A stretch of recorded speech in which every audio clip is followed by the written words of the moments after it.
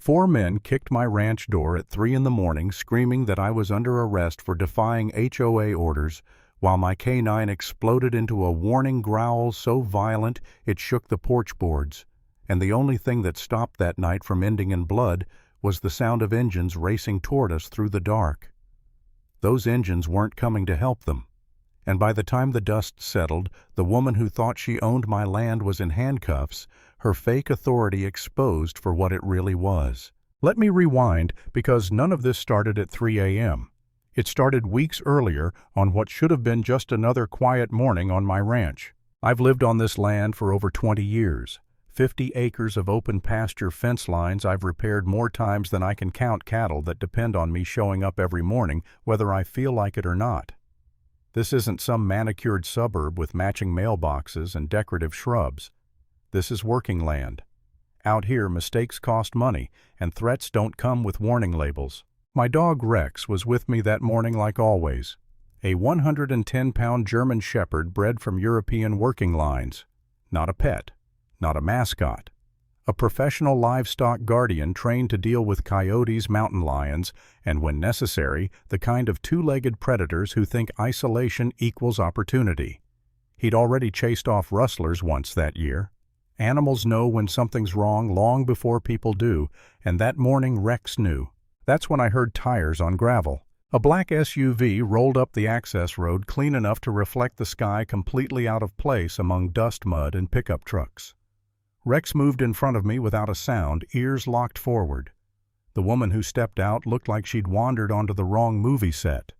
Late 40s tailored blazer heels sinking into dirt she clearly wasn't prepared to stand on. She smiled like someone used to being obeyed. She introduced herself as Linda Parker, manager of the Ranch Community Association. I'd lived here 2 decades, worked with county inspectors, ag officials, tax assessors, every legitimate authority you can name, and I'd never heard of it. Not once. She didn't ask permission to be there. She looked around instead, scanning my barn, my equipment, my fences, like she was taking inventory. Then she started talking. Valley safety standards, oversight protocols, community compliance. Big words carefully vague, stacked on top of each other to sound official without saying anything real. I asked for credentials. She dodged. I asked for paperwork. She smiled tighter. Then her eyes landed on my shotgun leaning against the barn wall, and her tone shifted. Suddenly, I was irresponsible. My dog was a liability. My ranch was a danger to the community. Rex hadn't moved an inch, but she talked about him like he was seconds away from attacking a daycare. That's when I felt it, that pressure people use when they're trying to scare you into compliance without actually having authority. I told her calmly that I'd cooperate with any legitimate agency once proper documentation was provided. Her jaw tightened. She wasn't used to hearing no. As she walked back to her SUV, she pulled out her phone and made a call she clearly wanted me to hear. "Prepare the crew," she said. "We've got a problem property that needs handling." Rex stayed on alert long after she left. So did the cattle. Animals don't lie. And every instinct in my body told me this wasn't over. The next day confirmed it. My neighbor Tom called uneasy. The same woman had stopped by his place asking questions about me, about my firearms, my dog, whether I was cooperative. That's when it stopped feeling like a misunderstanding and started feeling like targeting. That night, Rex picked up movement along the southern fence line. Human movement. Watching. Testing boundaries. I called Sheriff Daniel Brooks the next morning. I told him everything. His response chilled me. There was no registered HOA, no association, and worse, my story wasn't new. Other ranchers had reported similar visits. Same language, same intimidation, same escalation. He told me to document everything. Photos, notes, times. And he told me something else I won't forget: these kinds of people rely on isolation. They count on you feeling alone long enough to give in. That advice came just in time because the sabotage started that night. Rex woke me with a bark that wasn't warning, it was alarm. By the time I got outside, the damage was already done. Motor oil and bleach poured into water troughs. Fences cut clean, not sloppy exactly where they'd caused the most chaos. Wire scattered to lure cattle toward open ravines and roads. This wasn't vandalism, it was strategy. I spent the morning cleaning poison, repairing damage, herding terrified animals, watching money and time drain away.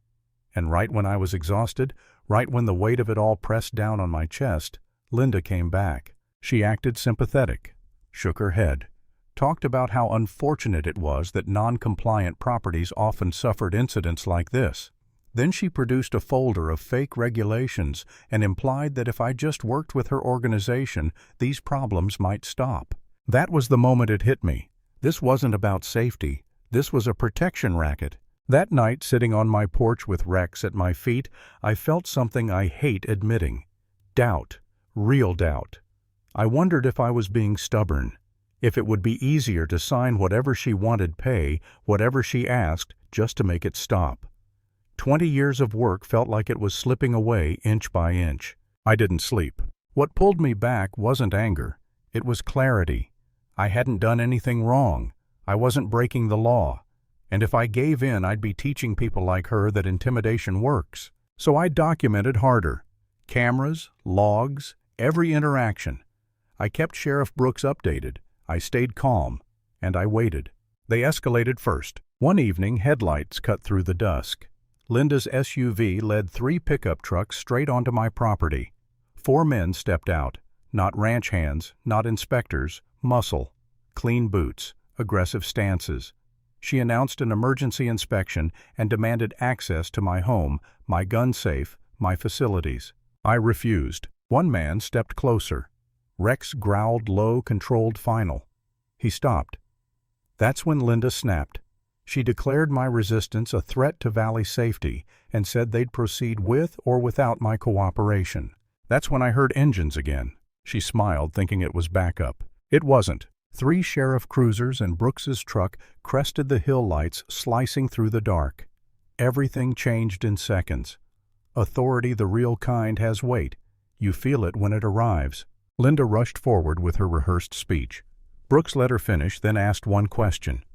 "Ma'am, can you show me the documentation authorizing you to do any of this?" She couldn't. While she stumbled, I handed over my evidence. Photos, logs, witness accounts. The fake ranch hands shifted. The game was over, and they knew it. Dispatch confirmed it over the radio. No HOA, multiple reports, active investigation. Brooks read Linda her rights while deputies secured the men she'd brought with her. Rex stayed at my side the entire time, alert but calm. He knew the difference between criminals and law enforcement. So did I. As Linda was cuffed, she kept insisting she was protecting the community. But the mask was gone. She wasn't an authority figure. She was a bully with a clipboard and hired thugs. The night ended quietly. No celebration, no victory lap.